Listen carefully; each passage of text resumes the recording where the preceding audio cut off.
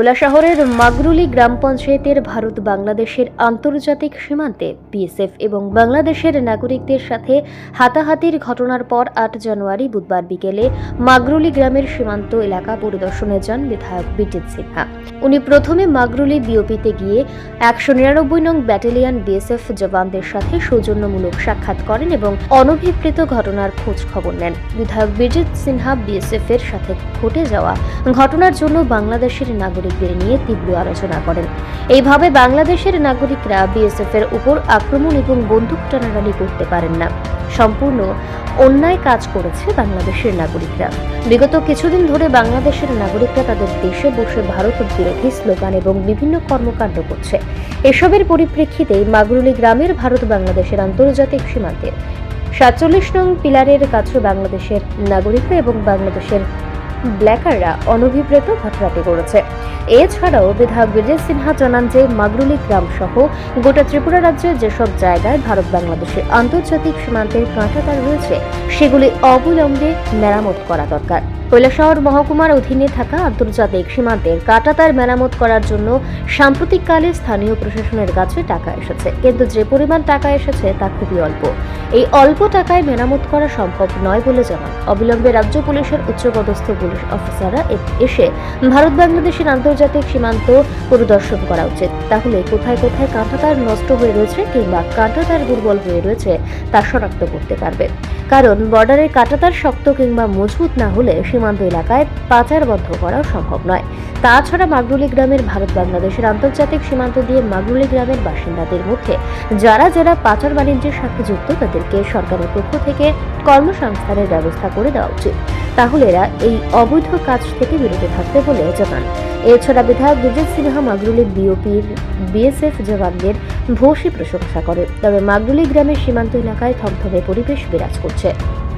এই মাগরুলি গাঁওসভার ৪৭ নম্বর পিলারের এখানে বাংলাদেশের কিছু নাগরিক জড়ো হয়ে একটা উত্তেজনার সৃষ্টি করেছে। আমরা বর্ডার সিকিউরিটি ফোর্সের সঙ্গেও তারা হাতাহাতি পর্যন্ত পর্যায়ে গেছে। যাই পরবর্তী সময়ে ওরা চলে গেছে।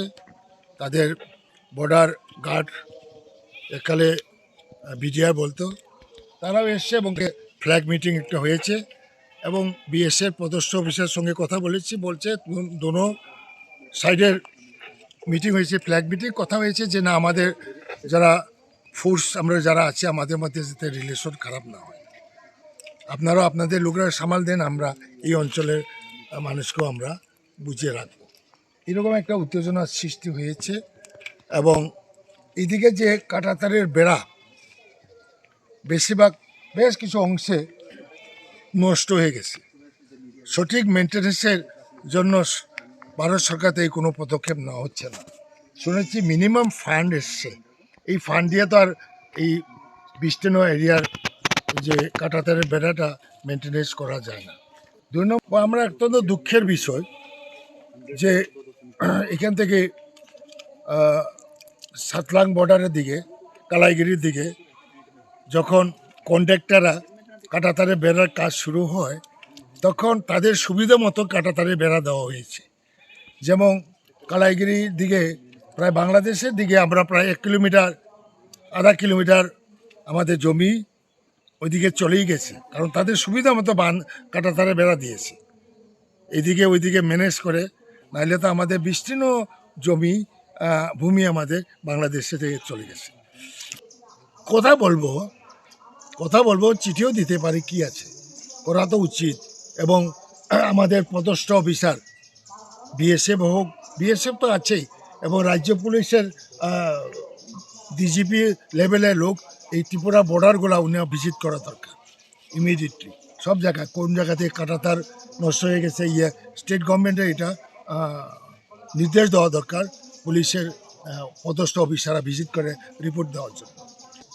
কারণ সরকারের যে নীতির ফলে ওইখানে বাংলাদেশের নাগরিকদের মধ্যে একটা অংশে প্রভাবিত হয়, যার কারণে সেই ব্ল্যাকার হোক আর সাধু মানুষ হোক তারাও এইভাবে করছে। এবং এইদিকে মেইনলি প্রবলেম হচ্ছে বাংলাদেশ বর্ডারে ইলিগ্যাল ব্যবসা আর কি। একটা লিগ্যাল ব্যবসা আছে, যেমন আমরা চেকপোস্টে হয়, এইটা একটা ইলিগ্যাল ব্যবসা আর কি। এখন এগুলা বন্ধ করতে গেলে সরকারকে তাদের স্বনির্ভরের একটা ব্যবস্থা করতে হবে, যার এটা হলো কালো বেজারি, ট্যাক্স দিচ্ছে না।